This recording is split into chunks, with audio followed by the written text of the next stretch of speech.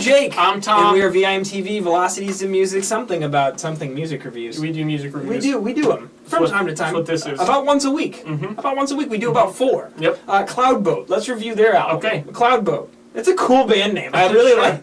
It's a boat amongst the clouds. One might say that's an airplane. You know, that's fair. It might be. That's fair. This is their album, Model of You. Cloudboat is really... This wasn't really a request. I don't believe that anyone ever... No, I haven't heard much about this We one. just previewed this, thought it was a cool sound, and decided to review it. Yeah. So, Tom, describe the sound for us. Well, it's very electronic based in the beats. Yes. You got some synth melodies going on. This isn't me. This isn't me. But Folktronica is... No.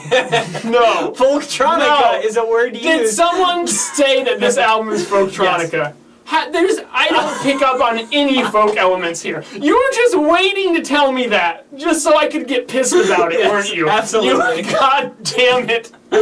There is nothing folksy about this album. Nothing at all. It's almost entirely electric guitars. Yes. Really clean, shimmering electric guitars. In fact, great moving lines. I take, when I review this, I always do, when I review records, usually about the 4th, 5th listen, I'm always doing a really detailed listen where I take notes. And the word I kept using is shimmering, shimmering, shimmering, shimmering. It's almost like, almost that quality that Coldplay's Parachute has in the guitar. Sure. This is far less optimistic sounding and much more darkly mooded, using a lot of minor keys, just very brooding, and both the vocals and the guitar. And focus on beats as well. Absolutely. Driving it. A lot of, and usually electronic beats. Usually there's a lot of swirling kind of electronic melodies, whether it's synth or just MIDI keyboard or just something that's computer programmed. Sure. Into the background of the sound that you're hearing. I'm going to keep doing this. Okay. Woo! Yeah. What would you say this sounds like artist comparison? Because I had trouble with that, but I came up with a few. Yes, I think it sounds like Wild Beast. Maybe a little bit in the vocals. I think there's a bit. I think Wild Beasts are a little bit more minimalistic and focused on impactful songwriting, where this is all about the sound itself. Definitely. I'd say the vocals remind me a lot of a mixture of like Lost in the Trees and James Blake. I totally got some James Blake. I would say that the vocals, to me, remind me a lot of Owen Pallett's recent album, and Conflict. Now, there aren't a lot of I don't think I remember there being strings on this record. No. That doesn't come to my mind. More in the vocal presentation. And another comparison to like Lost in the Trees would maybe in the complexity of the beats. They use a lot of like strange rhythms in the beats that really kind of help move the songs along. Overall, I mean, there's a good variety of tracks here. I think that you have these songs that establish a really rich sound, and one thing that all of these songs really possess is a strong, just a nicely sounding vocal melody. For sure. On all of these tracks. And there's usually multiple vocals, tracks, usually, and that's pretty much true in all production, right? Yeah. But really you have like harmonized vocals, and it's like they just did a ton of tracks in the mix. Definitely. And it just makes this really warm sound, but yet the vocalist just adds this element to it that it's just so like, I don't know if it's like the production effects, like they added reverb to it, but it's just this haunting eeriness to the vocals. There's definitely some reverb there, but it's also just a lot of the natural melancholy that's in the guy's voice. That's a great way to I think that that's just there. It's present in the sound. And I think that that aspect of the vocals meshes really well with the mood that the beats and the guitars and all the instrumentation creates. The guitars, I gotta say, the guitars were my favorite part of Model of You. For sure. There is a lot of just really cool guitar chords, just nice sounding guitar that just evokes a lot of just like darkness. I don't know. I get into dark music, so not that this is like creeping me out, but it has this austere quality to it that for sure that I really liked, and I thought that the guitars really brought that out.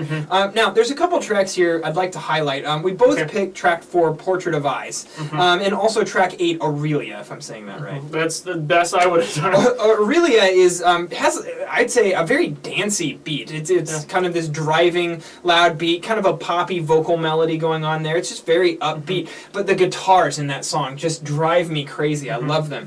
Portrait of Eyes, definitely hear the Owen Pallett vocals there. That was one song that stuck out to me a lot, but that electronic beat and guitar that we've been talking about definitely came through a lot in that song. So, Tom, criticisms of Model of You. Sure. One big thing for me is that this is a classic case of an album where I started really liking it and ended up kind of coming down to Yes, it. which is probably why we were so intrigued to review it in the first place. Exactly, and usually the reason that happens, and this is no exception, is when I am intrigued and enamored with the sound, and then I dig into the songwriting and find that there's not too much to dig at. Now that sounds a little overly harsh, because some of the way they're constructing these, composing them, and even the song structures are actually pretty interesting. But what happens is I come out of this album feeling somewhat underwhelmed. Now, we listen to a lot of music, and even albums that I end up not liking that much, I can still look at the tracks and remember, I can recall what they sound like, right. how the melodies go, how the beats go, and that's what helps me formulate my opinion over the whole thing. So if after 5 or 6 listens, and I'm looking at the track list right now, after 5 or 6 listens, if I can pick out 4 or 5 tracks from an album that I hardly remember, Right. that's kind of a problem. And that's certainly true here. Yeah. And I guess that kind of leads to like a sense of like disparity in track quality. Definitely. Like there's certain tracks here that I can do that with, that like the ones we've named so far. The closing track, Hollow, is one of my favorite tracks on the album.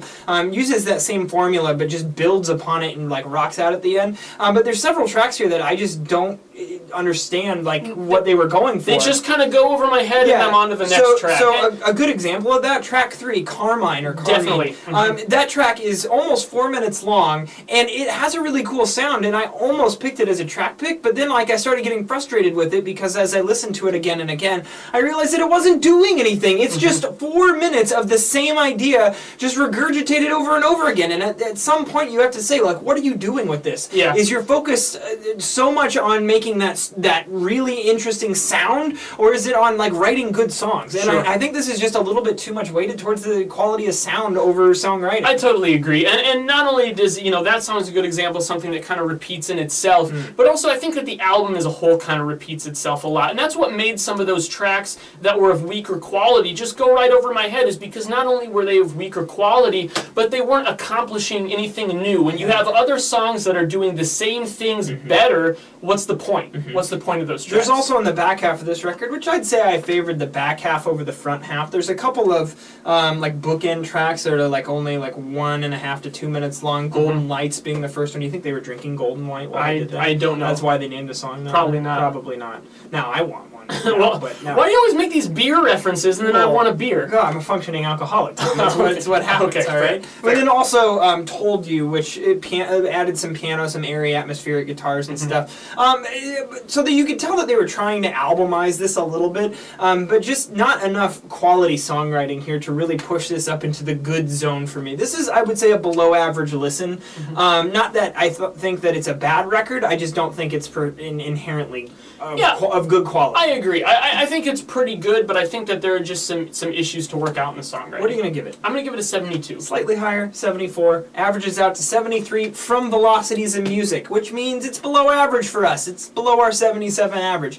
So that means we probably wouldn't recommend this to you unless some of the words we've chosen to describe this record really resonate with what you like. Then by all means, go out, love this thing, and tell us your thoughts. And if otherwise, just skip it and find something better to listen to. If you did listen to it, please let us know what your thoughts were at www.velocitiesandmusic.com or youtube.com/velocitiesandmusic, where you're probably watching this review.